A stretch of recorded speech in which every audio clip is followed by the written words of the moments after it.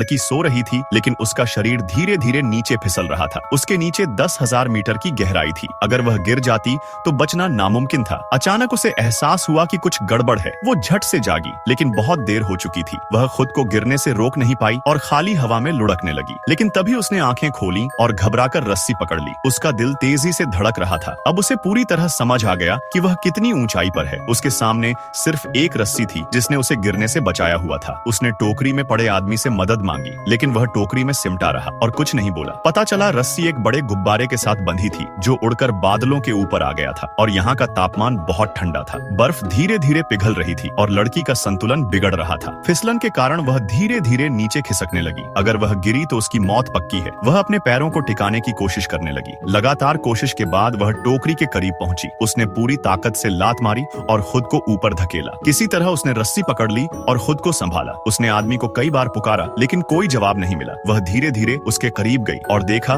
कि उसकी धड़कन नहीं चल रही थी। वह निराश हो गई, लेकिन तभी आदमी चमत्कारिक रूप से होश में आ गया। उसने लड़की के घायल हाथ देखे और गुब्बारे को सामान्य स्थिति में पाया। दोनों ने राहत की सांस ली और आगे की योजना पर चर्चा करने लगे। तभी उन्हें एहसास हुआ कि गिरती हुई बर्फ अब पहले जैसी नहीं थी। गुब्बारा अचानक स्थिर हो गया और फिर धीरे धीरे ऊपर उठने लगा। लड़की को समझ आ गया कि असली समस्या बर्फ नहीं बल्कि गुब्बारे की तेजी से गिरने की गति थी। अगर यही चलता रहा तो वे जरूर मर जाते। लड़की घबराकर चिल्लाई कि कुछ बाहर फेंको। उन्होंने टोकरी से सामान फेंकना शुरू किया, रस्सियां, कंबल और अपने भारी कोट भी फेंके, लेकिन फिर भी गुब्बारा गिरता जा रहा था। गति अब नियंत्रण से बाहर थी। टोकरी लगभग खाली हो चुकी थी। आखिरी उपाय के तौर पर आदमी ने लड़की को लोहे के छल्ले पर चढ़ने को कहा और खुद भी चढ़ गया। बस एक ही उपाय था, गुब्बारे का भार कम करना। आदमी ने खंजर निकाला और लटकती हुई टोकरियां काटने लगा, लेकिन फिर एक झटके में दोनों लगभग गिरने वाले थे। लेकिन लड़की को उम्मीद नहीं थी कि जो आदमी हमेशा शांत लगता था वह आखिरी समय में उसे गिरने नहीं देगा। गुब्बारे की गति धीरे धीरे कम हुई, लेकिन अनुभवी लड़की जानती थी कि यह काफी नहीं था। आदमी की आंखों में घबराहट थी, लेकिन लड़की ने एक फैसला लिया। वह लोहे के छल्ले के किनारे पर खड़ी हो गई। आदमी उसे रोकने की कोशिश करने लगा, लेकिन उसने अपना मन बना लिया था। अचानक लड़की को एक तरकीब सूझी। वह गुब्बारे की रस्सी की ओर लपकी और कसकर पकड़ लिया। एक झटके में गर्म हवा का गुब्बारा पैराशूट में बदल गया और धीरे धीरे नीचे उतरने लगा। दोनों मौत के मुंह से बच निकले थे, लेकिन जश्न मनाने का समय नहीं था। नई मुसीबतें उनका इंतजार कर रही थी। इस बार वे डर नहीं रहे थे। उन्होंने एक दूसरे का हाथ पकड़ा और जंगल में छलांग लगा दी, लेकिन सौभाग्य से वे दोनों बच गए थे। कुछ समय बाद वे होश में आए,